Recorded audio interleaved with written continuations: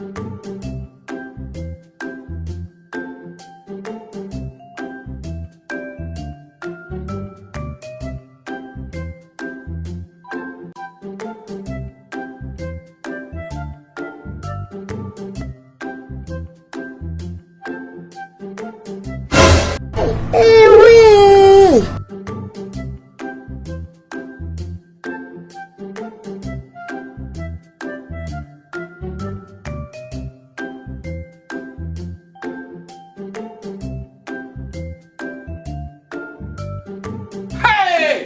Ayé mi tèmi bá mi.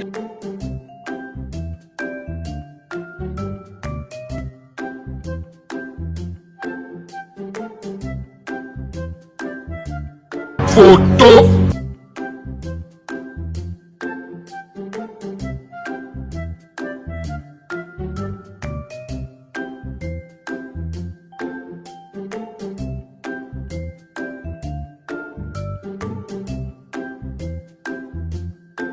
Yeah! Yeah! Yeah! Yeah!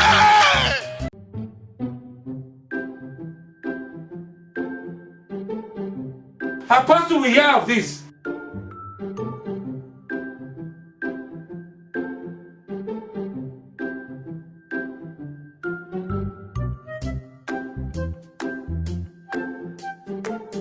You be mumu.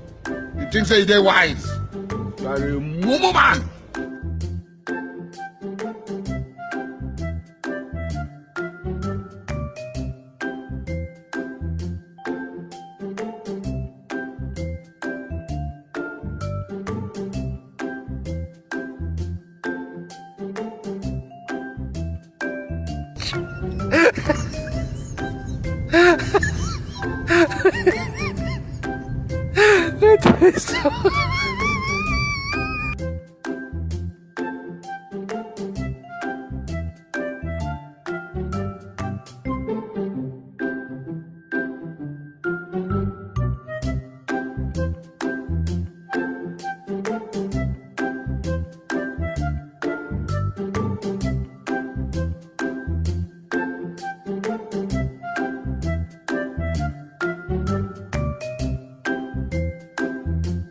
You are a failure. You are a failure. You can never make it.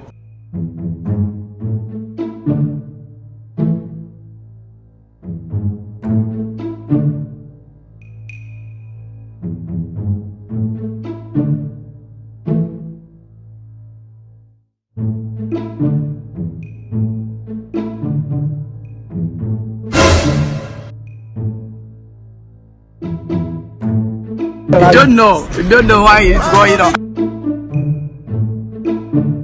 Run. Yeah! Yeah! Yeah! Yeah! Exactly.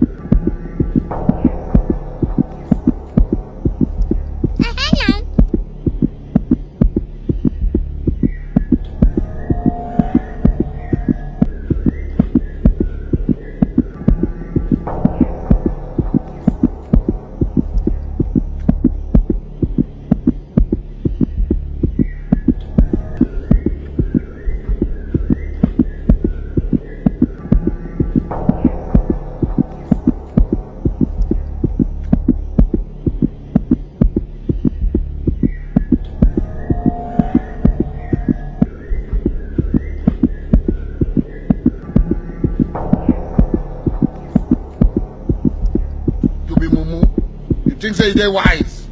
You are a mumu man. You think say they wise.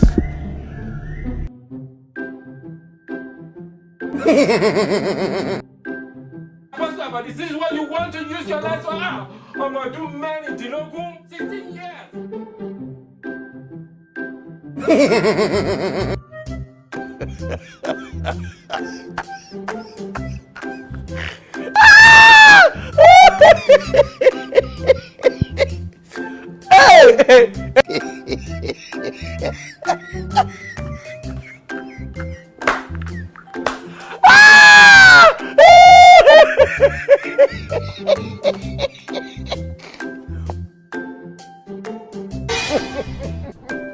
He shock you.